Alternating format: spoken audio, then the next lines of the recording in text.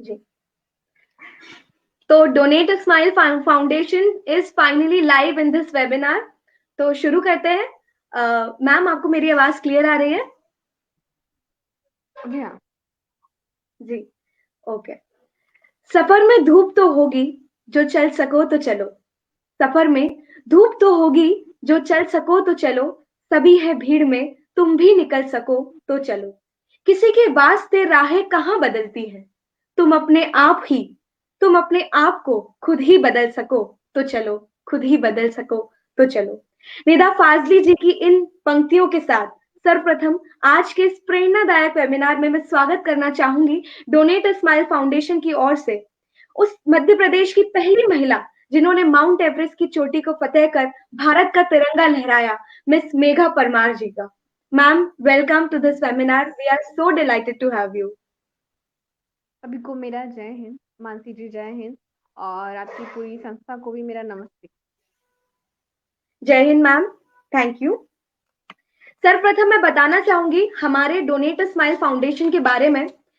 Actually, this pandemic has taught us that the greatest challenges often comes up with silver lining, emergence of leaders and heroes like Megha Parmar ma'am. And similarly, Donate a Smile Foundation is a result-based organization, and it is working on education, women empowerment, youth skill development, health, environment, etc. But it is working with different government agencies and the NGOs. And presently, it has conducted many live webinars with about 45 plus speakers at national and international level. And finally, today, we are delighted to have this webinar with you, ma'am. और आपका जितना परिचय दिया जाए वो कम है। आप किसी परिचय की मोहताज नहीं है, लेकिन फिर भी एक छोटा सा परिचय जरूर देना चाहूंगी कि बेटी बचाओ बेटी पढ़ाओ अभियान की ब्रांड एम्बेसडर, इस देश की हर बेटी की प्रेरणा स्रोत, ताकत, मध्य प्रदेश के सीहोर के भोज शहर से आई, अपने जज्बे, जुनून और ताकत के साथ रास्ते में आने वाली हजारों चुनौतियों का सामना करते हुए मेघा जी ने माउंट एवरेस्ट सहित दुनिया के 4 महाद्वीपों की सबसे ऊंची चोटियों को फतह किया और वहां पर भारत का तिरंगा लहराया। और यही मध्य प्रदेश की बन गई पहली पर्वतारोही महिला। और आज हमारा सौभाग्य है कि ये हमारे साथ है। और बशीर बद्र जी कहते हैं कि जिस दिन से चला हूं मेरी मंजिल पे नजर है। जिस दिन से चला हूं मेरी मंजिल पे नजर है, आंखों ने कभी मील के पत्थर नहीं देखे। और ऐसा ही सफर रहा है मेघा जी परमार का। तो आइए आज हम उनकी कहानी सुनते हैं उनकी ही जुबानी। तो मैम, आपसे कुछ सवाल हम सभी के हैं जो यहाँ पर आपको देख रहे हैं, और उनके द्वारा डोनेट अ स्माइल फाउंडेशन के द्वारा मैं कुछ सवाल आपसे करना चाहूंगी। जी बिल्कुल पूछिए। तो सब सर्वप्रथम मैम, किसी भी सपने के लिए जरूरी है कि उसके पीछे एक रीजन हो, एक वजह हो। तो आपको पर्वतारोही बनने का ये जो विचार है ये कैसे आया? ओके, तो मैम ने जो मेरे गांव का जगह शहर कर दिया, तो मैं बता दूं आपको। मध्य प्रदेश में एक सीहोर जिला है, वहाँ एक मेरा छोटा सा जी। गांव है भोजनगर। प्रॉपर मैं वहाँ से हूँ। पिताजी खेती बाड़ी करते हैं। और मेरा बचपन का ख्याल वहीं से आया था कि मुझे कुछ करना है, कुछ कुछ तो अलग करना है। मैंने अपनी मम्मी को हमेशा घर से 2 बार बाहर निकलते हुए देखा था, रक्षाबंधन और संक्रांति पर। तो मेरे मन में ऐसा था कि मुझे, सॉरी, मुझे ऐसा था कि मुझे मम्मी के जैसा बनना है। पर मुझे कुछ और भी करना है, मुझे शादी करनी है, बच्चे करना है, सब कुछ करना है, मेरे ये रोल अलग है। तो उसके अलावा मेरी आइडेंटिटी हमेशा रहे। तो वहीं से मेरी शुरुआत हुई कि कुछ करना है। फिर जब मैं अपने गांव की स्कूल में पढ़ती थी, तभी मैं हर चीज़ में पार्टिसिपेट करती थी। फिर मैं Sehore girls college, government girls college में पढ़ने के लिए गई। वहाँ असलियत ने मेरे पंखों को पर लगे। जब एक गांव का बच्चा शहर शहर आता है, तो वहाँ क्या होता है कि वहाँ डर लगता है, यार शहरी बच्चे होंगे, क्या होगा, सब कुछ होगा। तब मुझे यूनिफॉर्म से पहली बार प्रेम हुआ था। यूनिफॉर्म मतलब आप सारे बच्चे वहाँ इक्वल हो, फिर आपके अंदर हेजिटेशन नहीं रहता अपने आप को परफॉर्म करने में या किसी भी चीज़ में। मैं डेली तकिए के नीचे अपनी यूनिफॉर्म को रखती थी, और दूसरे दिन वो बिल्कुल इस्त्री की हुई यूनिफॉर्म होती थी जिसे मैं पहन के जाती थी। तो वहाँ खुद के ऊपर फिर कॉलेज में पार्टिसिपेट करने के दरमियान लगा कि नहीं, ये भी चीज़ कर सकती हूँ, मैं भी कर सकती हूँ, क्यों नहीं कर सकती जब दूसरे बच्चे कर सकते थे। तो फिर मैं student of the year award जीती थी। मेरे पापा को स्टेज पे बुलाया गया था, वो मेरे लिए बहुत बड़ी बात थी। मैंने एनएसएस में बहुत सारा वर्क किया, मुझे स्टेट अवार्ड मिला, नेशनल अवार्ड मिला। आरडीसी में मैंने पार्टिसिपेट किया और उसके बाद सॉरी पीआरडी में मैंने पार्टिसिपेट किया और मुझे फिर भारत का प्रतिनिधित्व करने के लिए मालदीव भेजा गया, जहाँ मेरे लिए बहुत बड़ा दिन था। जब मैंने वहाँ के राष्ट्रपति के साथ डिनर किया इंडिया को रिप्रेजेंट करने के लिए, मुझे मौका मिला और 3 मिनट में मैंने बताया कि हमारे भारत में सब कुछ है, यहाँ जल है, यहाँ समंदर है, यहाँ पहाड़ है, यहाँ रेगिस्तान है, यहाँ सब कुछ है। अब देखिए तो यहाँ क्या नहीं है, यहाँ सब तरह के लोग हैं, सब तरह के धर्म है। तब पहली बार जब मैं 50 लोगों को सिलेक्ट किया था भारत से, जिसमें मिस इंडिया थी, रणजी ट्रॉफी के कैप्टन थे, आईआईटी टॉपर, निफ्ट के टॉपर्स, एम्स के टॉपर्स, सब टॉपर्स थे और उनमें मैं एक साधारण सी लड़की सी थी, मतलब उस समय जो एरोप्लेन में पहली बार बैठी थी। तब मुझे लगा नहीं यार, मैं जब इन बच्चों में भारत भारत के लिए बोलने में मुझे चुना जा सकता है, तो ऊपर वाले ने कुछ तो दिया होगा, कुछ तो करना है मुझे। तो जो बच्चे मुझे सुन रहे हैं या जो भी लोग मुझे सुन रहे हैं, मैं ये कहूँगी हर चीज़ में पार्टिसिपेट करो। जब आप किशोर अवस्था से व्यस्क अवस्था तक बढ़ते हो, पार्टिसिपेट करते हैं, तब पता चलता है कि सच में आपको ऊपर वाले ने किस चीज़ के लिए बनाया है। फिर मैं स्पोर्ट्स में पार्टिसिपेट करती थी, तब मुझे लगा कि मैं खेल में काफ़ी अच्छा कर सकती हूँ। उस दिन मुझे डिसाइड हो गया था कि मुझे कुछ तो करना है स्पोर्ट्स में। उसी दरमियान मैंने अखबार में पढ़ा था कि मध्य प्रदेश के 2 लड़कों ने माउंट एवरेस्ट समिट किया। वहाँ से क्लिक हुआ कि जब लड़के कर सकते हैं तो लड़की क्यों नहीं, और वो लड़की मैं क्यों नहीं हो सकती। मतलब 32 साल हो गए बचेंद्री पाल मैम को माउंट एवरेस्ट क्लाइंब किए हुए। मध्य प्रदेश से किसी ने भी क्यों नहीं सोचा, किसी भी लड़की ने, वो लड़की क्यों नहीं हो सकती। मैं, मेरे को भी तो 2 हाथ पैर दिए गए हैं। हम जब ये सोचते हैं तो ऑटोमेटिकली बहुत बड़ी एनर्जी आ जाती है हमारे अंदर, भले होती है नहीं होती बहुत अलग बात है, पर अंदर से जोश जरूर आ जाता है। तो जोश मेरे अंदर वहीं से आ चुका था मैम, और वहीं से मैंने सोचा था कि कुछ तो करना है, तो इस बार माउंट एवरेस्ट।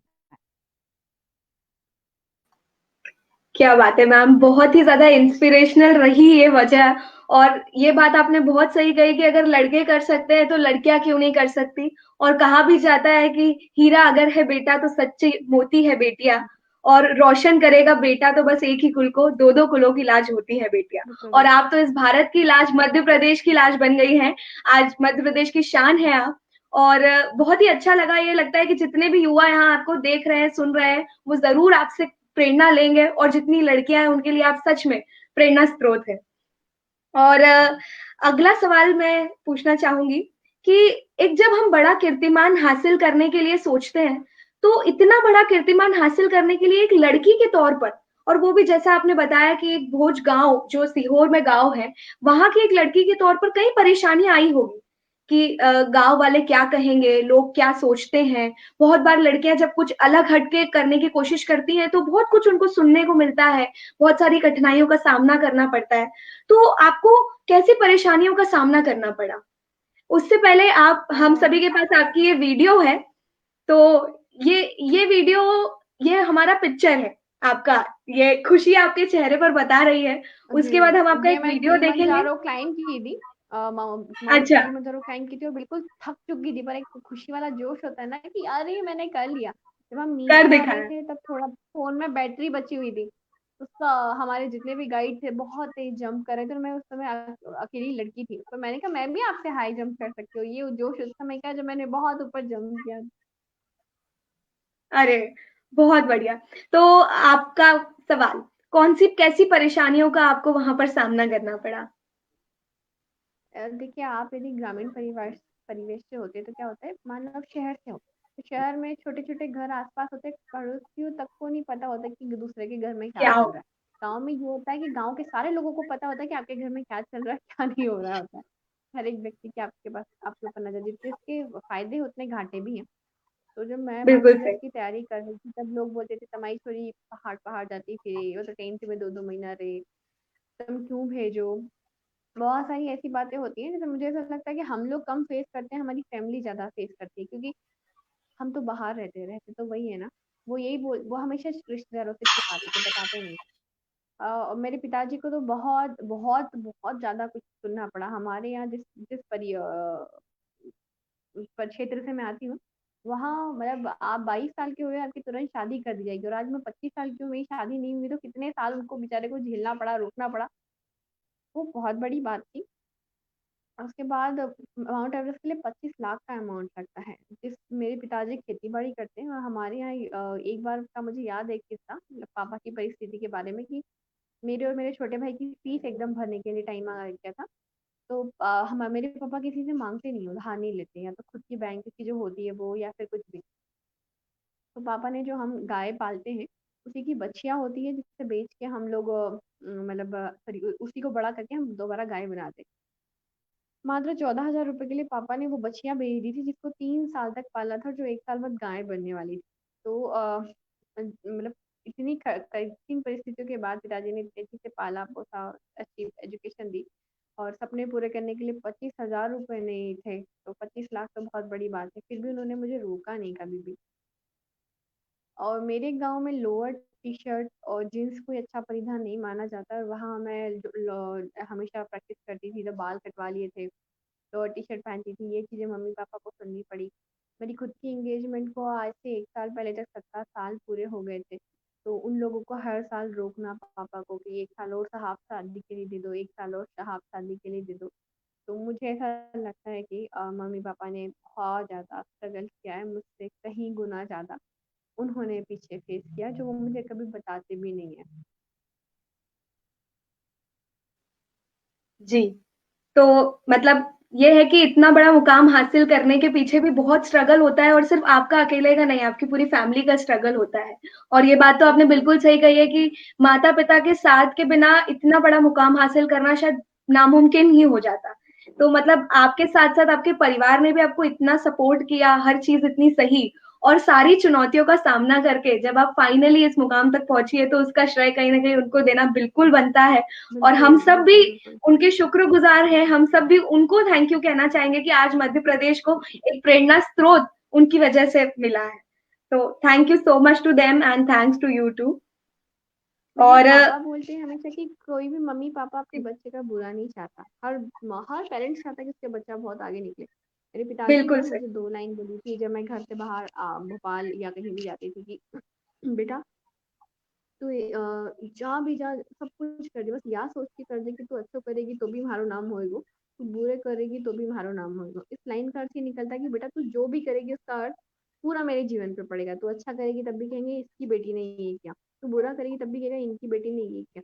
जितने लोग मुझे सुन रहे हैं, मैं आपको बता दूं कि हम कुछ भी करते, अच्छा हो या बुरा हो, वो केवल हम अकेले नहीं करते, उसका असर हमारे पेरेंट्स, हमारे समाज, हमारे देश तक पे पड़ता है। तो आप जो भी करो ये सोच के करना कि आप अकेले नहीं, बहुत सारी लोगों की लाइफ पे फर्क पड़ रहा है। ऑटोमेटिकली आप अच्छा करना शुरू कर दोगे। बिल्कुल सही चीज़ है। इस सलाह को हम सभी बिल्कुल ध्यान रखेंगे। यहाँ पर जितने भी सुन रहे हैं, आपको सभी युवा ही हैं ज़्यादातर और सभी के लिए ये अब एक ऐसी स्टेज है कि जो भी वो कदम आगे लेंगे, उसके पीछे उनकी फैमिली का, उनके घर वालों का, उनके देश का, सबका नाम जुड़ा है। तो इस सलाह को बिल्कुल हम ज़रूर याद रखेंगे और अपनी लाइफ में अप्लाई करेंगे। और अगला सवाल पूछने से पहले हम सब चाहेंगे कि आपकी एक वीडियो है, जब आप उस सफ़र में जाती हैं, जब माउंट एवरेस्ट की चढ़ाई चढ़ रही होती है, तो आप बीच का हमें एक वीडियो मिला है जो कि सच में देखकर ऐसा लगता है कि बहुत ही ज़्यादा कठिन था वो आपके लिए सफ़र। तो पहले हम वो देखना चाहेंगे और उसके बाद मैं आपसे वो सवाल करना चाहूँगी। प्रबल जी प्लीज़ हाँ, वीडियो प्ले कीजिए।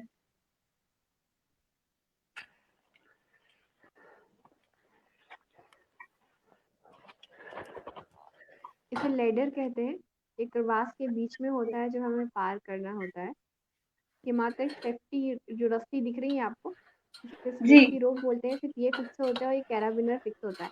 अधिकतर ये लेडर कई दफा नीचे गिर जाता है, जिसमें क्लाइंबर की डेथ होती है। ये कुंभो आइस फॉल है, जहाँ सबसे ज्यादा डेथ होती है, सबसे ज्यादा। और ओह माय -35, -42, 41 टेम्परेचर रहता है कई दफा। मतलब आपकी उंगलियां एकदम ऐसी होती है कि ठंडी पड़ जाती है, जिससे जिसे फोस्ट बाइट भी होता है, जिससे उंगलियां काटनी पड़ जाती है। तो ये बहुत सारी सिचुएशन हो जाती है कई दफा। अरे वाह! मतलब इसे देखकर ही ऐसा लग रहा है कि नीचे मतलब आप चलते टाइम ही लोगों को हार्ट अटैक आ जाते होंगे, मतलब इतना नीचे है वहां पर, उसके बाद टेम्परेचर इतना कम है, आप बता रही है जैसे -35, मतलब ये तो बहुत ज्यादा हो गया। तो ऐसे और बिल्कुल। भी कई सारे ऐसे मुकाम बीच में चुनौतियां आई होंगी जहां पर आपको लगा मुझे होगा। 45 लेडर पार करने होते, रात की 12 बजे से अरे लेके दूसरे दिन के 9 बजे तक। और जब हम ये कैंप वन का रास्ता है, कैंप वन जाते हैं और फिर वापस आते हैं, तो ये बहुत टफ टाइम हो जाता है। कुंभू ग्लेशियर को पार करते समय आधे लोग क्लाइंबिंग छोड़ के वापस घर चले जाते हैं, जितने एवरेस्ट क्लाइंब करने के लिए जाते हैं। ये आप देख रहे होंगे नीचे बहुत खाई वगैरह हाँ। होती है। ये फिर लेडर ओ बोलते माय हैं, नीचे क्रवास होता है जो यदि आप नीचे गिरते हो तो हमारी बॉडी का टेम्परेचर हीट वाला रहता है ना, तो बर्फ और हाँ। पिघलती जाती है और हम और अंदर चले जाते हैं। Oh my God! तो जब आप मतलब ऐसी सारी चुनौतियों को पार कर रही थी, यानी वो सफ़र था एक आपका जब आपने सोचा कि अब मुझे यही करना है और फाइनली अब आप उस सफ़र के लिए निकल चुकी थी। उस माउंट एवरेस्ट की चोटी पे पहुँचने के लिए जो सफ़र था, उसमें ऐसी इतनी सारी चुनौतियाँ आई। तो तब आपके मन में क्या चल रहा था? मतलब शंका, ख़्याल, डर, तो वो आप थोड़ा-सा बताएँ? सबसे पहले तो मैंने 2018 में माउंट एवरेस्ट के लिए मैं गई थी। बहुत मुश्किल जी। से स्पॉन्सरशिप मिली थी मुझे, और मैंने स्पॉन्सरशिप के पैसे कुछ ऐसे जुगाड़े थे कि उस समय नई-नई सुल्तान मूवी आई थी और 25 लाख रुपए इकट्ठे करने थे। मैं लोगों के पास अ, जाती थी, मैं बोलती थी, "सर आपने सुल्तान मूवी देखी है?" लोग बोलते थे, "हाँ, देखी है।" मैंने कहा था, "कैसे कुकर वाला फेमस हो जाता है? यदि आप मुझसे स्पॉन्सर करोगे, मैं मध्य प्रदेश की पहली लड़की बनूँगी तो आप भी फेमस हो जाओगे।" तो ऐसे अच्छा। फिर मेरे पास 15,000 रुपए इकट्ठे हुए थे। फिर मध्य प्रदेश में बहुत सारे अच्छे व्यक्ति भी हैं, उनमें से एक ऑफिसर सर थे, उन्होंने मुझे स्पॉन्सर करवाया। 2018 में मैं गई। तो अब बारी आती है पहाड़ों के चैलेंज की। नॉर्मल लाइफ हुँ। के चैलेंज बहुत डिफरेंट हो जाते हैं। वहाँ आपको मेंटली और फिजिकली दोनों टॉर्चर झेलने पड़ते हैं। तो हमारी पहाड़ों में एक कहावत है, पहाड़ों में दर्द कहा नहीं जाता, सहा जाता है। जब हम बेस कैंप में पहुँचते हैं 17 दिन के ट्रैक के बाद, तो हमारा हार्ट बेस कैंप में ऐसा पंप करता है जैसे आप 6 मंजिला इमारत चढ़ने के बाद आपका हार्ट पंप कर रहा है। अब बारी आती है हम लोगों को ऐसे 4 कैंप होते हैं, camp 1, camp 2, camp 3, camp 4 mount Everest तक पहुँचने के। 2 महीने का हमारा एक्सपेडिशन होता है। और हम लोग एक्मेटाइजेशन के लिए जाते हैं। पहले कैंप 1 जाते हैं, रात की 12 बजे हम चलना शुरू करते हैं। क्लाइंबिंग हमेशा रात को स्टार्ट की जाती है क्योंकि उस समय स्नो हार्ड होती है। हम नीचे पैरों में, आपने देखा होगा, बूट के नीचे क्रैम्पन लगाते हैं इस तरह के, जो बर्फ को पकड़ के रखते हैं, और सेफ्टी रोप में ईजी रहता है। रात को चलते हैं, दूसरे दिन 9 या 10 बजे पहुंचते हैं। 25 किलो का बैग होता है हमारा, 2-2 किलो के जूते होते हैं, नीचे क्रैम्पन होता है, और कहीं भी एवलांच जा सकता है वैसे। हम इन सब को लेने के बाद कैंप 1 पहुँचते हैं। आपने कैंप 1 के लीडर तो अभी देख ही लिए थे, सबसे डिफिकल्ट कैंप 1 होता है और कैंप 4 होता है। तो कैंप 1 की डिफिकल्टीज को पार करने के बाद जैसे-जैसे जिंदा पहुँचते हैं, फिर वहाँ बर्फ होते हैं, टेंट लगाते हैं, वो बर्फ का पानी पीते हैं, रात बिताते हैं। रात को नींद नहीं आती क्योंकि हमारे दिमाग में यदि ऑक्सीजन नहीं पहुँचती है, तो ना हमें ख्यालात आते हैं, मतलब सपने आना बंद हो जाते हैं। नींद नहीं आती, बहुत तेज हेडेक होती है। कई दफ़ा कई लोगों को खून की उल्टी होती है, येलो उल्टी होती है, नाक की नसें फट जाती है, खून निकलना स्टार्ट होता है, ये कैंप 1 में होता है। हाइपोथर्मिया हो सकता है क्योंकि ठंड बहुत ज़्यादा होती है, एवलांच आ सकते हैं। फिर वापस कैंप 1 के नीचे जाते हैं, अगला एक्मेटाइजेशन का पीरियड था हमारा। फिर कैंप 2 आते हैं अगेन, कैंप 1 पार करते हैं, कैंप 2 आते हैं, कैंप 2 में एक रात बिताते हैं, फिर वापस डाउन जाते हैं। फिर वापस आते हैं कैंप 3 के लिए, और हम लोगों को खाने को कुछ नहीं मिलता क्योंकि हाई एल्टीट्यूड में आपकी बॉडी डाइजेशन नहीं कर पाती है, तो केवल सूप और पानी पीते हैं हम लोग। तो पहले बॉडी आपका फैट खाती है, फिर मसल्स खाती है, फिर धीरे धीरे अंदर खुद को खाना स्टार्ट कर देती है। और कैंप 3 मतलब 70 डिग्री का ग्रेडियंट, जहाँ आपको वॉशरूम भी जाना होता है तो आपको कैराबिन टेस्ट करके जाना पड़ता है। कैंप 3 के बाद डेथ जोन स्टार्ट हो जाता है, जहाँ आप सप्लीमेंट ऑक्सीजन के ऊपर जिंदा रहते हो क्योंकि वहाँ ऑक्सीजन बिल्कुल नहीं होती। और वहाँ ग्लेशियर हर साल मूवमेंट करता है, तो डेड बॉडीज दिखना स्टार्ट हो जाती है कैंप 3 के ऊपर। तो जो डेड बॉडीज जैसी मैं अभी दिख रही हूँ, सेम वैसी की वैसी वो डेड बॉडीज दिखती है क्योंकि minus oh my temperature God! में कुछ भी नहीं होता है। तो कई दफ़ा आपको डेड बॉडीज के बगल से क्रॉस करना पड़ता है, और कई दफ़ा रास्ता एक ही होता है, तो आपको उनके हाथ के ऊपर से, पैर के ऊपर से ऐसे क्रॉस करके जाना पड़ता ही है मजबूरी में, क्योंकि रास्ता एक ही है। कितना ही अच्छा क्लाइमर क्यों ना हो, जब डेड बॉडीज को पार करता है, क्योंकि है तो वो भी क्लाइमर ना, हमारी तरह क्लाइमर है ना, हाँ। उस समय दिल सबका हिलता है, तो बहुत ज़्यादा हिलता है। थैंक यू शुभम भैया, thank you so much. Thank you so much Shubham भैया। जी। तो सभी का दिल हिलता है। इन परिस्थिति के बाद हम लोग कैंप 4 पहुँचते हैं। कैंप 4 मतलब डेथ जोन, और डेड बॉडीज का हब समझ सकते हैं यहाँ पे। तो कैंप 4 में जितने भी क्लाइमर की डेथ होती है उन्हें स्लीपिंग बैग में बंद करके, जैसे गेहूँ की कैसे खप्पियाँ लगा दी जाती है, ऐसी एक के ऊपर एक डेड बॉडीज को रख दी जाती है, वहीं आपका टेंट लगा होता है। फाइनली समिट पुश होता है 8 घंटे का। और 2018 में मेरा 700 मीटर केवल रह गया था। मेरी स्पीड थोड़ी स्लो थी और वेदर खराब होना स्टार्ट हो गया था। मेरी शेरपा ने मुझको बोला कि बहीनी मतलब बहन, शेरपा मतलब जो हमारा गाइड आगे चलता है गाइड करता है। वो। हाँ, तो उन्होंने कहा बहीनी हम सबमिट तो कर लेंगे पर वापस शायद नहीं आ पाएंगे। और तो ऐसे कंडीशन में आप क्या लोगे? मैं जितने भी बच्चे मुझे सुन रहे हैं मैं बता दूं, जैसे आपको कैसे यूपीएससी की प्रिपरेशन कर रहे हो 0.5 मार्क्स से आप रह जाओ, सेम वही 0.5 मार्क्स मेरे रह गए थे। मतलब 700 मीटर मेरा माउंट एवरेस्ट सबमिट से रह गया था। तो याद रखिएगा, मेरे शेरपा ने मुझे एक बात कही थी, जिंदगी रही पहाड़ वही दोबारा आ जाएंगे, जिंदगी नहीं रही तो कुछ भी नहीं कर पाएंगे। इसका अर्थ ये सही। रहा कि परीक्षा में तैयारी हम दोबारा कर सकते हैं, जिंदगी रही तो कभी भी गलत कदम नहीं उठाना है आपको, कभी भी। तो मैं वापस आई, पर बहुत चीज़ें उल्टी हो गई थी यहाँ आने के बाद, क्योंकि अखबारों में छप चुका था कि मध्य प्रदेश की पहली लड़की ने माउंट एवरेस्ट सबमिट कर लिया था, पर आत्मग्लानि के साथ आप नहीं जी सकते। तो मैंने अपने फेसबुक पे लिखा था कि नहीं, मेरा 700 मीटर नहीं हुआ। उसके बाद और उल्टी चीजें होने लगी, रिलेटिव आने लगे पापा के पास कि तुम्हारी छोरी को 700 मीटर नहीं हो, तुमने इतनी बखेड़ो करके वहां पहुंचायो, ये करियो वो करियो, जल्दी से शादी करके भेज दो। तो मैंने अपने पापा से कहा पापा एक एक साल और मुझे दे दो। और उस समय समझ सकते हैं आप, शायद मैं डिप्रेशन में थी, टेंशन में थी, ऐसे में व्यक्ति हो जाता है। तो क्या करोगे, हर व्यक्ति एक बार अपनी लाइफ में डिप्रेशन का शिकार होता है, मैं आपको बता दूं सब बोलते हैं। तो आप बिल्कुल ऐसे में सही। क्या करोगे, सिर पकड़ोगे, रोगे? नहीं बाबा, एक कागज और पेन लो, मन खाली करो।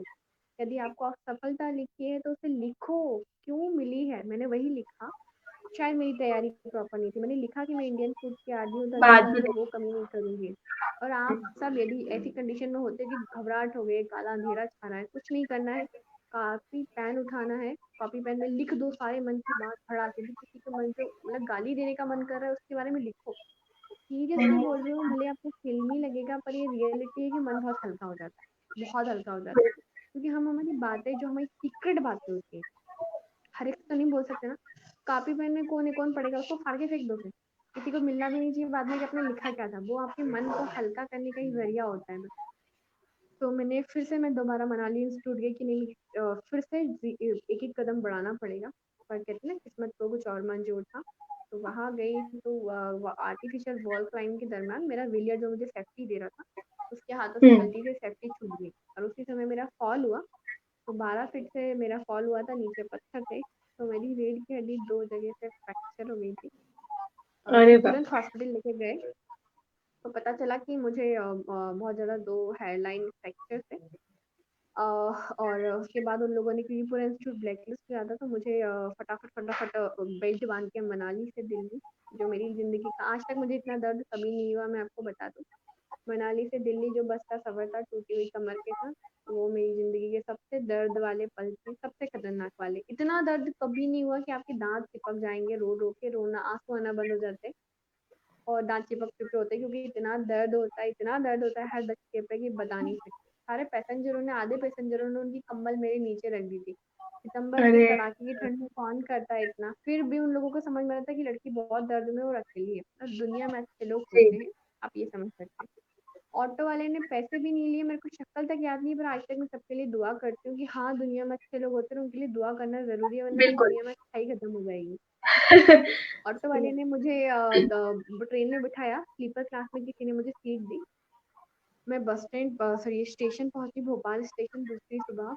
मैंने पापा को फोन किया तो मेरे पापा ने बोला कि देख बेटा, गाँव मत जा दे, क्योंकि कमर टूटी छुई से पहले तो कोई गाँव नहीं करेगा, तू अपनी मर्जी को करके गई है और तू अकेली नहीं है, और यहाँ पे बहुत सारी परिस्थितियां हमें देखनी पड़ती है। यदि मैं उनकी जगह होती तो शायद मैं भी यही जवाब देती हूँ। यही करते हैं। यदि क्योंकि आप अकेले नहीं होते, आपके और भी बहन भाई हैं जिनकी लाइफ पे असर पड़ता है। आपके एक बच्चे की वजह से कई बच्चों की लाइफ पे फर्क पड़ता है, तो मैं भी उनकी जगह यही करती।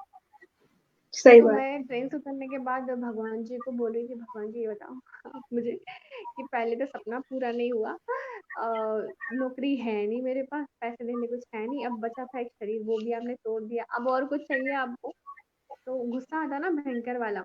सही तो बात है। था फिर मैंने अपने सारे फ्रेंड लोगों को फोन किया, कोई काम नहीं आता, याद रखिएगा, जितने भी आपके फेसबुक व्हाट्सएप के फ्रेंड होते हैं सब वर्चुअल फ्रेंड होते हैं, सब फर्जी फ्रेंड होते हैं। आपकी मुसीबत के समय जो आपके काम ना आए वो आपका कोई फ्रेंड नहीं है। वही सच है। हमेशा सच्चे दोस्त रखना, कीमती रखना, बाकी ये सब वही ना, बाकी सब चीज सारे लोग प्रोफाइल पिक्चर है बस, उनसे hi hello how are you, कभी विश्वास मत करना। फिर फाइनली हुआ ये कि मेरे गुरुजी मेरे को लेने के मतलब मेरे कोच साहब मुझे लेने के लिए आए, जलज चतुर्वेदी सर उनका नाम है। हम लोग एमआरआई कराने के लिए हॉस्पिटल गए। जब मैं एमआरआई कराई तो पता चला कि मेरे को 2 नहीं बल्कि 3 हेयरलाइन फ्रैक्चर है। मेरे बीच वाला सेंटर फ्रैक्चर था वो और ज़्यादा बढ़ गया था क्योंकि दचके में वो हेयरलाइन फ्रैक्चर था, पर वो बढ़ गया था क्योंकि दचके इतने ज़्यादा इतना थे। लंबा सफर था और और पर डॉक्टर आके बोलते हैं कांग्रेचुलेशन मेघा जी। मुझे समझ नहीं आया ये कांग्रेचुलेशन क्यों बोल रहे हैं मुझे। पता चला कि जो मेरे नीचे वाला बिल्कुल सेंटर वाला जॉइंट जहाँ से हमारे पैर सारा जॉइंट जहाँ से हमारी पूरी मेरुरज्जु जुड़ती है, हाँ। वहाँ का जो फ्रैक्चर था मेरा वो मात्र आधे इंच बच गया था, वरना मैं जिंदगी भर के लिए पैरालाइज हो सकती थी। तो उन्होंने कहा कि शुक्र मनाओ, तो मैंने भगवान जी से ये कहा थैंक गॉड। चलो कमर टूटी है वो हेयरलाइन फ्रैक्चर साल भर में जुड़ जाएंगे, पर मान लीजिए मैं पैरालाइज हो जाती तो जिंदगी भर व्हील चेयर पे कौन कभी मुझसे नहीं उठाए। होता है। आप ये बिल्कुल सही। सोचिए, आप सब ये समझना कि आपकी जिंदगी में बड़ी बड़ी परेशानी हम रोना रोते हैं ना, तो ये सोचिएगा बहुत ज्यादा बुरा होने वाला था, उससे कुछ बुरा हुआ है बस। कुछ बुरा हुआ। कुछ ना कुछ वजह होती है। तो उस समय मैंने यही कहा कि भगवान जी जो हुआ वो ठीक है, और भी बुरा हो सकता था, उससे थोड़ा बुरा होके मैं बच गई। अच्छा सोचते हैं, अच्छा देखते हैं, अच्छा पढ़ते हैं, तो ऑटोमेटिकली हालात अच्छा आने लग जाता है। फिर मुझे डॉक्टर ने मना कर दिया था, पर एक डॉक्टर ने बोला कि प्रॉपर बेड रेस्ट से हुआ तो रिकवरी नवंबर तक हो जाएगी, माउंट एवरेस्ट कर सकते हैं। तो मैंने बेड रेस्ट अच्छा, ये किया आपको डॉक्टर सबसे अच्छी और खुशखबरी मिली होगी। सॉरी। ये आपको सबसे अच्छी खुशखबरी लगी होगी अभी तक में। हाँ जी, बिल्कुल बिल्कुल बिल्कुल, पर मुझसे पहले पूछा गया ना कि तुम अभी जी। भी माउंट एवरेस्ट करने के लिए तैयार हो भले, तो मैंने हम्म, कहा "हाँ, मैं तैयार हूँ", भले ही मुझे पता था कि पता नहीं कब होगा क्या होगा, पर अंदर से वो आग और लग बड़ी बढ़ गई थी। जब मैं बिल्कुल। अस्पताल से घर पहुंची 3 महीने सॉरी 8 महीने का बेड रेस्ट था, तब मैंने बहुत सारी मूवीज देखी। मैं बहुत फिल्मी हूँ, मैं बता दूं आप सब लोगों को, फिल्मी होना कोई बुरी बात नहीं। अच्छी मूवीज देखिए, अच्छी किताबें पढ़ेंगे। जो चीजें हम देखते हैं ना, 3 घंटे बर्बाद मत करना अपने कभी कभी ये फालतू की वेब सीरीज देख के। ऐसा देखो कि उसको देखने के बाद आपके जीवन में वो फिल्म चलने लगे कि मुझे भी कुछ ऐसा करना है। जैसे स्वदेश आप उदाहरण ले सकते हो। स्वदेश देखने के बाद कैसा लगता है, मूवी को देखने के बाद देश के लिए कुछ करना है, चाहे मैं भी हम्म, विदेश चला जाऊंगा पर अपने देश छोड़ कर वापिस आऊंगा। आता है ना ऐसा ख्याल, आता तो है चक बिल्कुल। दे इंडिया हो गया। तो मैं ऐसी मूवीज और ये सब चीजें देखती थी। नीलेश मिश्रा सर की बहुत सारी स्टोरीज मैं सुनती थी। तो जब मैंने एक चक चक दे इंडिया का डायलॉग मेरे दिमाग पे चढ़ गया था फिर कि लड़कियों जिंदगी के 70 मिनट दिखा दिखा दो इस दुनिया को, तो मैं अपने आप बोलती थी मेघा जिंदगी के 2 महीने दिखाना है दुनिया को। और जिस मूवी ने मेरी जिंदगी को बदल के रख दिया वो मूवी थी मांझी द माउंटेन में। उसका एक डायलॉग बिल्कुल। था कि जब तक छोड़ूंगा नहीं तब तक छोड़ूंगा नहीं, तो मैंने अपना डायलॉग बनाया था मूवी को देख के कि अब चाहे कुछ भी हो जाए, जब तक चढ़ूंगी नहीं तब तक छोड़ूंगी नहीं। सच बोल रही हूँ, जब जितने रोम रोम में राम राम का नाम बस जाता, ये डायलॉग मेरे मन में इतना बार बोल चुकी थी मैं। जब मैं माउंट एवरेस्ट पे चढ़ रही थी, थक रही थी, शरीर जवाब दे चुका था। ये डायलॉग मुझे बोल रहा था अपने आप ही अंदर, जब तक चढ़ूंगी नहीं तब तक छोड़ूंगी नहीं, एक एक कदम बढ़ता जा रहा था। फाइनली मैं दोबारा रेडी हुई और तैयारी के साथ मैं गई। तो इस बार मेरे कोच साहब ने मुझको बोला कि तुम्हारा 82 मतलब मेरा वजन 82 kg हो चुका था। जब मैंने ट्रेनिंग स्टार्ट की तो उन्होंने मुझे एक ही बात कही थी, जब लोग सो रहे होंगे तुम ट्रेनिंग करोगी तब तुम सक्सेस होगी। तो मैं 400 मीटर का एक राउंड नहीं दौड़ पा रही थी, और 1 महीने बाद मैं सुबह 4 बजे जागती थी, 4:30 से ट्रेनिंग स्टार्ट हो जाती थी, 8 बजे वापस आती थी, प्राइवेट स्कूल में जॉब करती थी। फिर शाम को आके ट्रेनिंग करती थी 4 घंटे, और शाम को खाना बना के भर से सो जाती थी। ना मैंने त्योहार मनाए थे कोई, ना मेरे फ़ोन में नंबर होते थे। पर जब मैं जो 400 मीटर का एक राउंड नहीं लगा पाती थी, 1 महीने बाद मैं 10 किलोमीटर एवरी डे दौड़ती थी। हर सैटरडे 21 किलोमीटर दौड़ती थी। तो ये मेरी तैयारी होने के बाद पूरी चीज़ों का और मैं इंडियन फूड के लिए इस बार लेकर गई थी माँ के हाथ के लड्डू, जिसका मुझे 16,000 रुपये फाइन भरना पड़ा था भोपाल के एयरपोर्ट पे। पर वही मेरी शान बन चुके थे वहाँ, जो मैं अपनी शेरपा वगैरह सबको देखती थी। खिला और दे। फाइनली सारी चीज़ों के बाद, पुरानी परिस्थितियों का सामना करने के बाद, 22 मई सुबह 5 बजे 2019 को मैं दुनिया की सबसे ऊंची चोटी पे, टॉप ऑफ द वर्ल्ड पे थी। और क्या बात जब जब फील करते हो, रोम रोम अभी भी खड़े होते हैं जब आप इंडिया का है। फ्लैग लेके खड़े होते हो। अलग ही गर्व फील होता है खुद के अंदर। और वहाँ ना मैं मेघा परमार थी, ना मैं मध्य प्रदेश की वासी थी, वहाँ मैं एक भारतीय थी और मैं अपने भारतीय तिरंगे के साथ। वो क्या बात फीलिंग है। ऐसी होती है, आज मेरे ऊपर आसमां नीचे, इसके ऊपर या तो आसमान है बिल्कुल। या भगवान है। तो और कुछ दुनिया नहीं। के सारे माउंटेन वहाँ पे छोटे नजर आते हैं, दुनिया गोल नजर आती है, और ये बताता है कि इंसान चाहे तो कुछ भी कर सकता कुछ भी कर सकता है। बिल्कुल सही। मतलब आपकी ये जो जर्नी थी, सच में हम जो भी यहाँ पर सुन रहे हैं, हम सभी को गूज़बम्प्स आ गए कि मतलब ये दिखता बहुत आसान है कि वहां पर उस चोटी पर आप पहुंच गई, आपने भारत का तिरंगा लहराया, लेकिन वहां तक पहुंचने के लिए इतने साल की मेहनत, इतनी कठिनाइयां, इतनी चुनौतियां और दिल में जज्बा और जुनून होना, वो बहुत जरूरी है। और इसीलिए आपके इस सफर को देखते हुए मुझे बस यही पंक्तियां याद आ रही है कि परिंदों को मंजिल मिलेगी यकी, ये फैले हुए उनके पर बोलते हैं, और अक्सर वो लोग खामोश रहते हैं जमाने में जिनके हुनर बोलते हैं। और आपको बोलने की जरूरत ही नहीं पड़ी, आपके हुनर ने, आपके इस जज्बे ने ही सब कुछ बोल दिया कि हम चाहे तो हम कुछ भी कर सकते हैं। मतलब अगर और कोई भी इंसान होता तो शायद वो वापस से उठ के वापस उस चोटी तक पहुंचने का की हिम्मत नहीं करता। लेकिन आपने ये करके सच में प्रेरणा दी है हमको कि हम अगर चाहे तो एक बार, दो बार, तीन बार गिरेंगे, लेकिन कोशिश करते रहे तो एक बार जरूर हम अपनी मंजिल तक पहुंचेंगे। और मैं आपसे अगला सवाल यही पूछना चाह रही थी कि आप जब इतनी कठिनाइयों के बाद फाइनली उस चोटी पर पहुंची और आपने तिरंगा फहराया, तो आपको कैसा लगा? क्योंकि आपका स्टेटमेंट भी, मैंने भी आपके बारे में पर्सनली पूरा रिसर्च किया है और पढ़ा है, और आप कहती है कि ऐसा लगता है कि यार मेरे ऊपर या तो आसमान है, या तो आपके मुंह से हम जरूर सुनना चाहेंगे एक बार वो सेंटेंस। है। या तो आसमान है या भगवान है, इसके ऊपर कुछ नहीं। और और बहुत अच्छा लगा मुझे, आप इतना होमवर्क करके रखते हो, सीरियसली थैंक यू मैम। जरूरी बट होता, मैम जैसा कि मेरा, आपने बोला।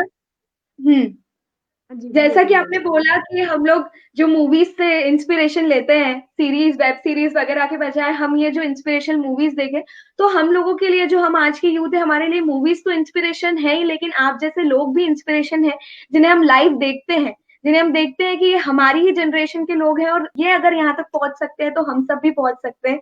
इसीलिए हम यहाँ पर डोनेट अ स्माइल फाउंडेशन ने आपको एज अ गेस्ट स्पीकर बुलाया, ताकि यहाँ जुड़ने वाले सभी लोग आपसे इंस्पिरेशन ले पाए और आपसे सीख पाए कि हम जिंदगी में कुछ भी कर सकते हैं। तो आप बस उस फीलिंग के बारे में ट्रूली डिटेल बिल्कुल, बताइए। आप बहुत आगे बढ़ सकते हैं। मेरे पास तो, मैं गांव से लेके माउंट एवरेस्ट पहुंची हूँ, और अच्छी सुविधाएं मिली तो हमारे देश के बच्चे बहुत बहुत देश दुनिया में नाम रोशन कर सकते हैं। बिल्कुल, बिल्कुल। तो आप उस फीलिंग के बारे में बताइए, जब आपने माउंट एवरेस्ट के अलावा जो दूसरे महाद्वीपों के पहाड़ों में भी आप उस चोटी पर भी पहुंची और वहां भी आपने तिरंगा फहराया है। तो जब आप इतनी चुनौतियों के बाद वहां पहुंचती हैं और जब वो तिरंगा हाथ में होता है, तो उस टाइम पे कैसी फीलिंग होती है? किन लोगों को शुक्रगुजार करने का आपका मन करता है? क्योंकि जर्नी के पीछे बहुत सारे लोग होते हैं जिनके लिए हम थैंकफुल होते हैं। और कैसी वो फीलिंग होती है सक्सेस की? तो उस फीलिंग के बारे में आप बताइए। ये एक और यहाँ पर थैंक आपका यू फोटो सो है। मच। हाँ जी बिल्कुल, ये फोटो मेरे और मेरे शेरपा का फोटो, जब हम ऑक्सीजन मास्क लगा के कैंप 4 में बैठे थे। मैं आपको बता दूं कि जितना वैसे कि जितना टफ समिट पे पहुंचना होता है, उससे कई गुना टफ सकुशल वापसी का होता है। तो मैं जब वापस आ रही थी तो मेरा सनग्लासेस गलती से गिर गया था धक्का मुक्की में।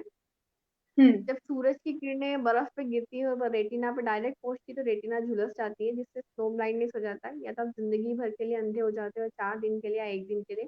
तो मुझे सेम वही हुआ था।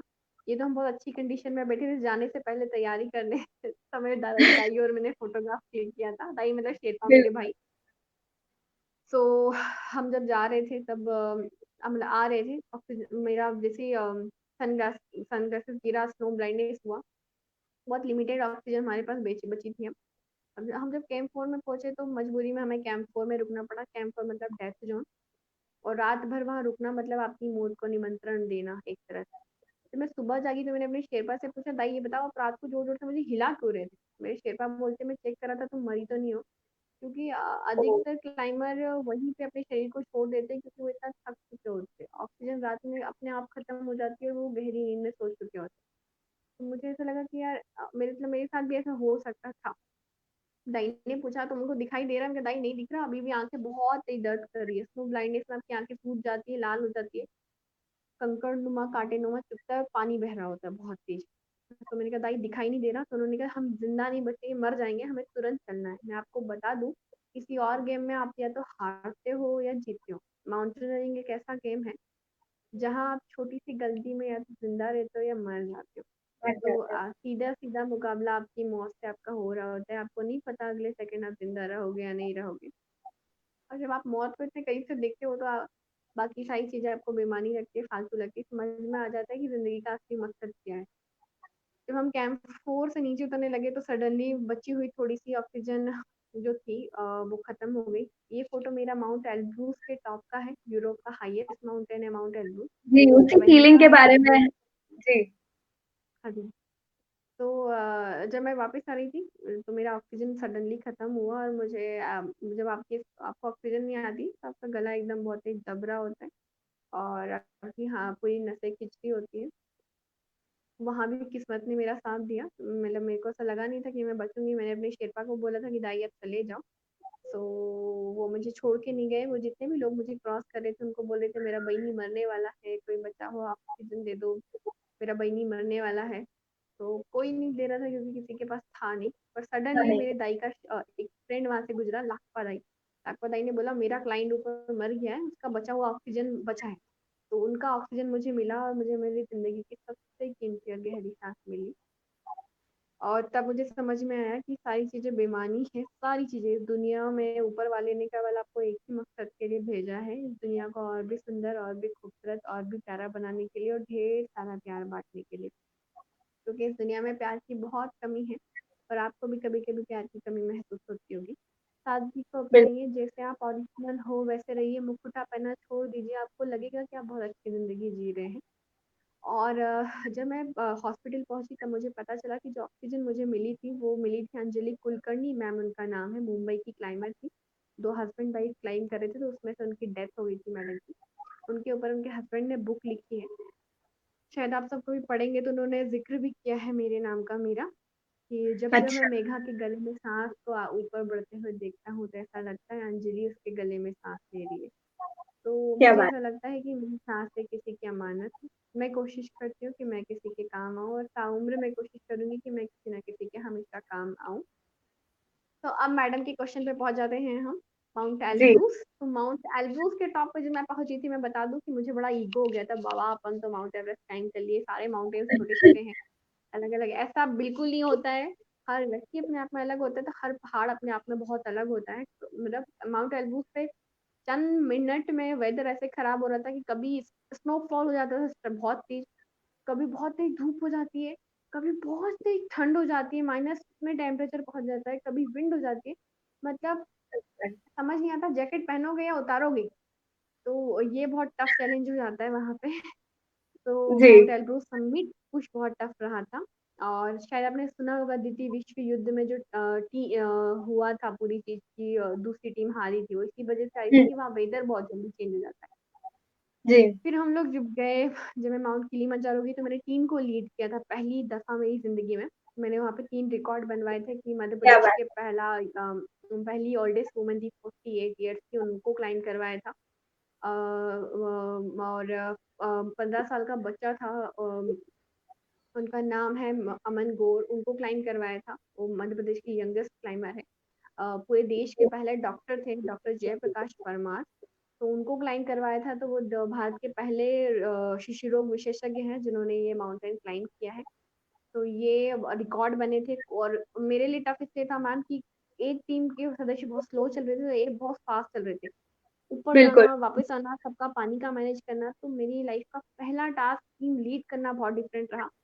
समिट पर तक पहुंचते पहुंचते बहुत तेज वेदर खराब हो गया था, मतलब वहाँ क्या होता है, जो ज्वालामुखी है, तो वहां जब हाँ। तूफान आता है तो कंकड़ आपके चेहरे पे ऐसे लगते हैं, बिल्कुल ऐसा लगता है कि भट भट भट भट पूरे चेहरे पे कंकड़ ही कंकड़ आएंगे। आप ओ। सन ग्लासेस पहनोगे तो वो उस पे भी कंकड़ आएंगे। समिट तक पहुंचना है, वो चैलेंज बड़ा टफ रहा था किलिमंजारो का। और कभी बहुत इजीली भी क्लाइम होता है, कभी बहुत टफ हो जाता है, ऊपर वाले मेरी बार बार परीक्षा लेते ही हैं।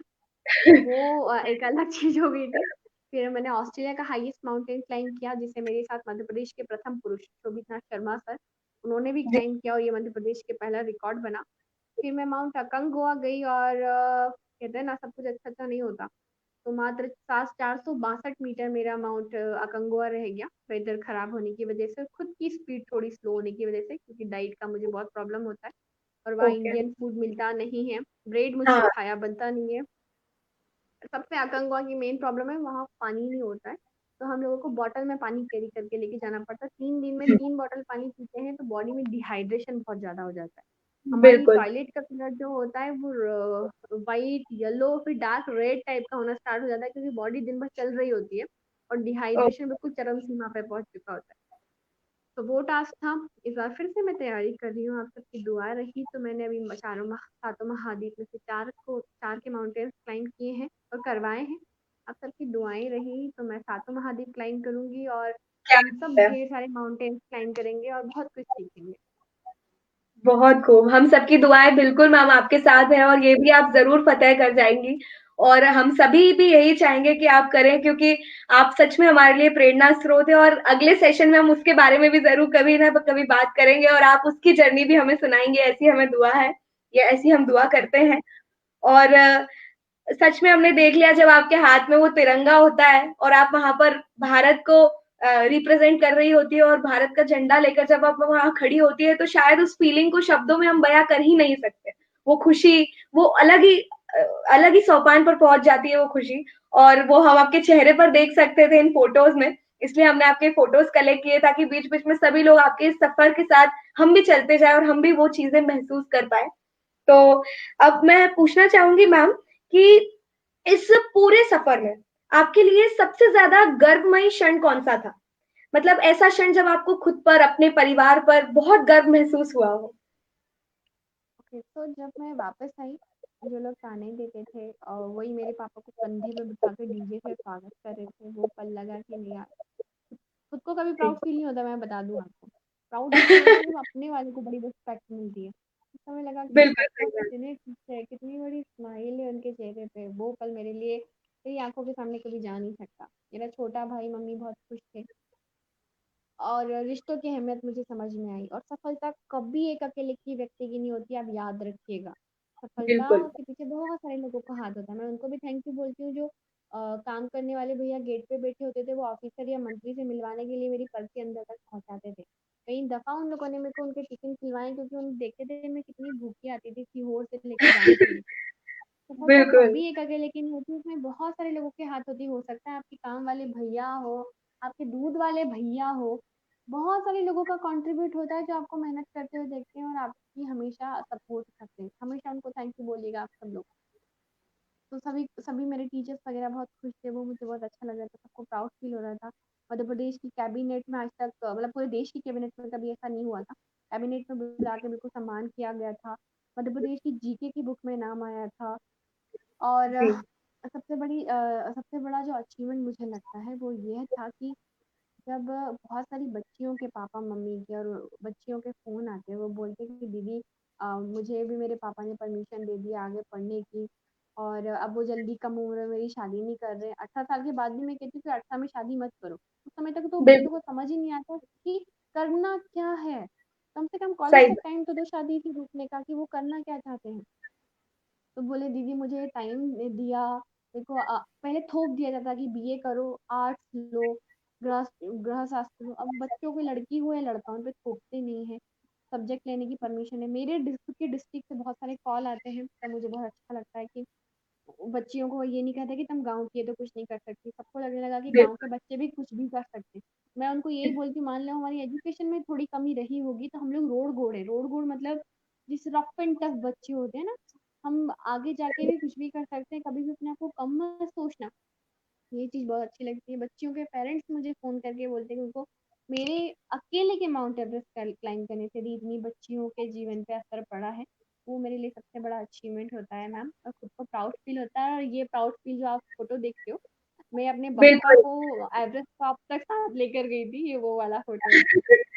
हाँ, दिख रही है वो चेहरे पर प्राउड वाली फील, गर्वमयी जो क्षण होता है, वो आपके चेहरे पर यहाँ पर दिख रहा है। और शायद इसीलिए आप बेटी बचाओ बेटी पढ़ाओ की ब्रांड एम्बेसडर भी हैं। और आप बिल्कुल उस स्थान के लायक है, क्योंकि आप सच में बेटी बचाओ बेटी पढ़ाओ को सिद्ध करती हैं अपनी खुद की लाइफ स्टोरी से। और ये सबसे अच्छी थैंक बात है कि यू। गाँव से, डिस्ट्रिक्ट से, यहाँ से भी आपके इस मुकाम की वजह से थोड़ा बदलाव तो ज़रूर आया है कि जब पेरेंट्स सोचते थे कि लड़कियों की बस अब एज हो गई है, अब शादी कर देना है, और वही पेरेंट्स आपको कॉल करके बोलते हैं कि अब इसे आगे क्या कराना चाहिए, कहाँ तक कैसे पढ़ाई करानी है, या आगे क्या इनको करियर में करना चाहिए। तो ये बहुत बड़ा बदलाव है, क्योंकि भारत जैसे देश में जहाँ आज भी लड़कियों की कहीं ना कहीं पढ़ाई करने के लिए या आगे करियर चूज करने के लिए रिस्ट्रिक्शन है, वहां पर यदि आप जैसी महिला इतना बड़ा मुकाम हासिल करती है तो उसके पीछे हम जैसी हजारों लड़कियां हैं जो आपके ही पाथ को फॉलो करती है। और हम भी यही कोशिश करेंगे कि जरूर एक दिन ऐसा ही मुकाम हासिल करें। और आपने जैसा बताया कि गर्भमयी क्षण जो था, ऑफ कोर्स हमारी हर सक्सेस के पीछे हमारे पेरेंट्स, हमारी फैमिली होती है। और इतनी बड़ी ऑडियंस के बीच में पूरी ऑडियंस ताली बजा रही होती है, लेकिन आप जब अपने पापा को, अपनी मम्मी को देखते हैं ताली बजाते हुए, खुश होते हुए, तो वो उस चीज का एसेंस बिल्कुल ही अलग होता है। मैं, आप, हम सब हमारी सक्सेस का हर श्रेय हमारे पेरेंट्स को, हमारी फैमिली को देते हैं। और आपने आज बहुत अच्छी सीख ये भी दी है सारे यूथ को कि सक्सेस कभी किसी एक अकेले की नहीं होती है, उसके पीछे बहुत लोग होते हैं, छोटे से बड़े, फैमिली, गांव, शहर, हर कोई, हर कोई। तो thank you so much for this. और आप एक ऐसी सलाह जो पूरे यूथ को, देश के पूरे यूथ को, लड़का लड़की सभी लोगों को देना चाहेंगे, ऐसी सलाह। मैं ये कहूँगी सभी बच्चों को, भेड़ चाल मत चलो, अपनी लाइन अलग बनाओ, सबसे इम्पोर्टेंट चीज़ है। मैं फिर कहूँगी हर माउंटेन अपने अलग, अपने आप अलग होता है, हर व्यक्ति अपने आप में अलग होता है। हर सबको अलग अलग हुनर दिया है, पहले पहले हर चीज़ में पार्टिसिपेट करो, तब जाके पता चलेगा कि आप किस चीज़ के लिए बने हो। और सबसे इम्पोर्टेंट चीज़ है, अपनी आइडेंटिटी बनाओ।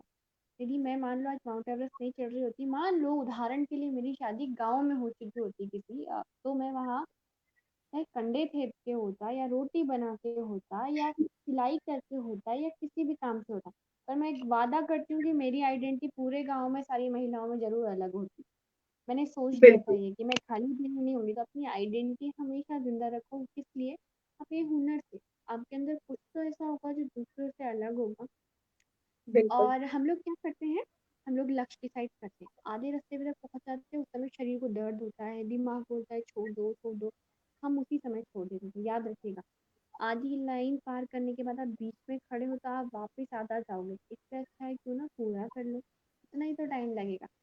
तो मैं जब बिल्कुल। बोलती थी कि जब तक चढ़ूंगी नहीं तब तक छोड़ूंगी नहीं, आप अपने टारगेट से खुद से बोलोगे, जब तक आप उसे पा नहीं लोगे तब तक छोड़ोगे नहीं।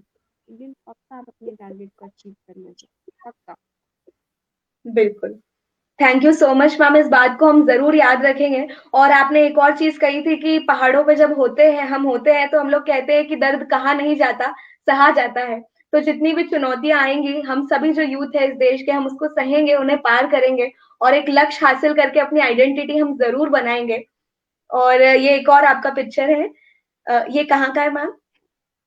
और ये हम लोग ट्रैक करके जब पहुंचते हैं, इस तरह के बहुत सारे हमारे हमारी गाँव की भाषा में बोलते थे झूले, हम लोग क्योंकि हाँ गाँव जी। में बोलते हैं, अरे झूले पार किए थे हम लोगों ने। तो बहुत हाँ। सारे ब्रिज हम लोग पार करते हैं, ये ब्रिज होते हैं बहुत सारे, हम पार करने के बाद फिर पहुंचते हैं, ये बेस कैंप पहुंचने का रास्ता है, जब हम खुश खुश होते हैं बड़े। ओके, ठीक है। तो मैम बस आखिरी क्वेश्चन आपसे यही है कि यह बहुत बड़ी बात है कि आप बेटी बचाओ बेटी पढ़ाओ की ब्रांड एम्बेसडर हैं। तो बीइंग अ ब्रांड एम्बेसडर, आप क्या एक सलाह जो बेटी बचाओ बेटी पढ़ाओ पे देना चाहेंगी सभी पेरेंट्स को, सभी लोगों को? सॉरी। आप मैम, हेलो, प्रबल जी शायद डिस्कनेक्ट हो गई है मैम, शायद नेटवर्क इशू है।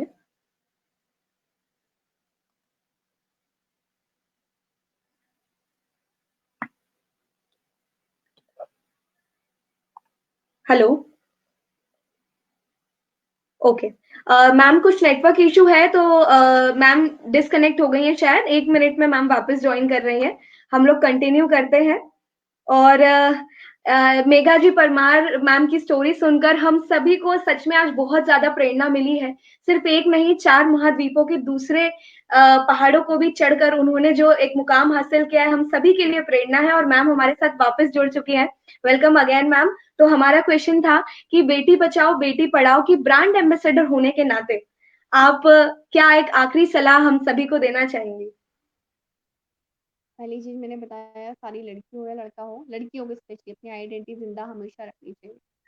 दूसरा कहूंगी कि आश्रित, अब वो समय आ गया है कि हम आश्रित ना रहें। आश्रित मतलब पिता, भाई, पति, बेटा पे क्यों आश्रित रहें। आप अपनी मेहनत से, हुनर से 10 रुपए कमाओ, पर अपनी मेहनत से कमाओ। मेरे यहाँ जब मैं तैयारी करती थी, एक दीदी आती थी जो खाना बनाने के लिए आती थी। वो अपने आप को गिल्टी फील करती थी कि अरे मैं सबके घर पे खाना बनाने के लिए जाती हूँ। तो मैंने उनको कहा नहीं, अपने आप की आप रिस्पेक्ट कीजिए, इज्जत कीजिए कि आप हुनर से 10 रुपए कमाती हैं, खुद की मेहनत से खाना बना के खिलाती हैं। आप अपने काम की इज्जत नहीं करोगे तो कौन इज्जत करेगा? और कोई काम छोटा बड़ा नहीं होता, याद रखिएगा। मेहनत की कमाई एक एक रुपया बहुत कीमती होता है। तो 10 रुपए भी कमाइए, अपनी आइडेंटिटी और अपना काम जरूर कीजिएगा। और गर्ल्स के लिए जो मैं हमेशा जिस विषय पे काम करती हूँ वो यह है कि मासिक धर्म के प्रति अवेयरनेस आनी चाहिए। जो मैं अपनी क्योंकि मैं बहुत वृद्ध महिलाओं को नहीं समझ सकती, मेरी मम्मी की उम्र की महिलाओं को इतने अच्छे से नहीं समझ सकती, छोटी बच्चों को इतने अच्छे से नहीं समझ सकती, पर मेरी हम उम्र लड़कियों को बहुत अच्छे से समझ सकती हूँ। तो उनकी प्रॉब्लम्स में ज़्यादा काम करती हूँ।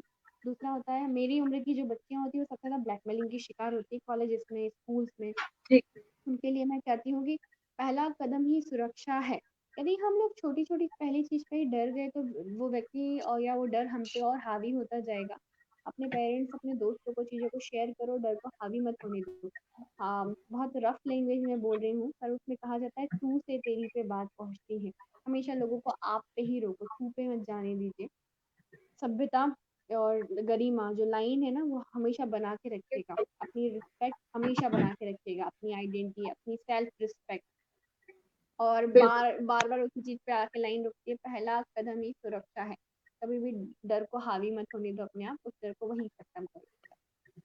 बिल्कुल, देश की सभी बेटियाँ मैम इस चीज़ का ज़रूर ध्यान रखेंगी और यहाँ पर हम आपसे सवाल-जवाब खत्म करते हैं। सच में आपकी पूरी स्टोरी, आपकी जो जर्नी है, इसे सुनकर, समझकर, इन फ़ोटोज़ को देखकर एक अलग ही प्रेरणा मिली है आज हम सभी को और जितने लोग यहाँ पर देख रहे हैं।